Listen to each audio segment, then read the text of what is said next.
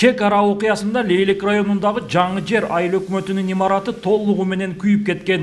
Мындан улам жаңы имаратка муктаждык жаралган. Мамлекет каржылык колдоого алып, 2024-жылы курулуш башталган. Эми мынтип быйыл ийгиликтүү аяктады. Ал үчүн мамлекеттик бюджеттен 27 миллион сомдон ашуун каражат жумшалды. Ар түрдүү жерлерде айылыбызда бул ошол 22-жылы Тажик-Кыргыз кол-колагында толук канды өрттөнүп кеткен. Кеңсебиз азыр ошонун ордуна кайра мамлекетибиз сал берип атат.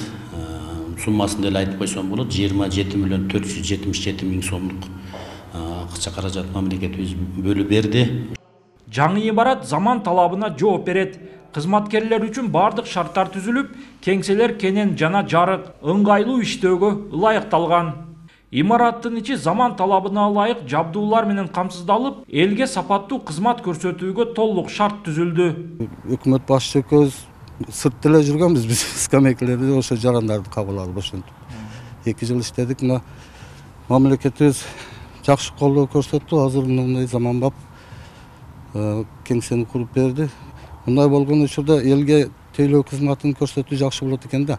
Жанагындай контейнерде отурганда жайында ысык, кышында суук, ушундай кыйын шарттарда иштеп жүрдүк да 2 жыл, 3 жыл ушинтип.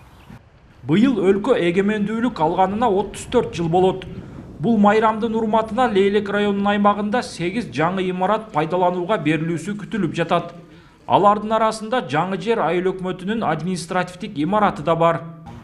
Бүгүнкү күндө Лейлек районунда эгемендүүлүк күнүнө карата Кыргыз Республикасынын президенти Садыр Нуркожоевдун катышуусунда 8 объект ачылууга пландалууда.